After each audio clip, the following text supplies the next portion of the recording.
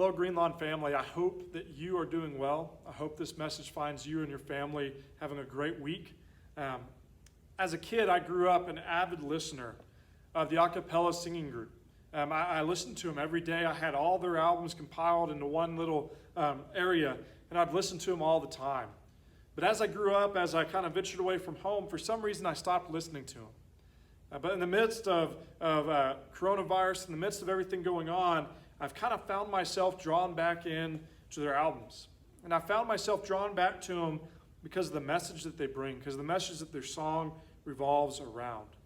In particular, there's one song that I've been drawn into over the past few weeks, and that's the song titled Teaching the Truth in Love. It's on one of their older albums, but a few of the lyrics go as this: should we water down the message? Should we tell them only part? Will they see him in our message? Will they see him in our hearts? I've had to ask this question of myself multiple times, especially over the last week. Are the people around me seeing Jesus in my message? That means in my everyday walk, are they seeing Jesus in my message? And are they seeing Jesus in my heart? In the way that I'm treating people, in the way that I'm talking to people, are they able to see Jesus? Or do they see someone that is living his life in fear? Do they see someone that is living in hate of those around him? What person are the people around me seeing? And I have to keep asking myself this, because I'm going to lay a truth bomb on you. I'm not always going to agree with you.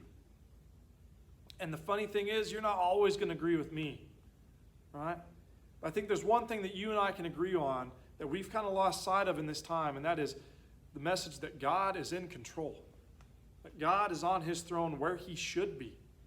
God will always be in control. And I think we forget the commandment, the greatest commandment that he gave to us. And we can find a portion of it in John chapter 13. It says, starting in verse 34, "A new commandment I give to you, that you love one another, just as I have loved you. You also are to love one another. By this, all people will know that you are my disciples if you have love for one another." I think we as Christians have forgotten a few things. I think in the past few months we as Christians have forgotten what it means for us to love. I think we as Christians have forgotten who our neighbor is, who the person is that we are supposed to love.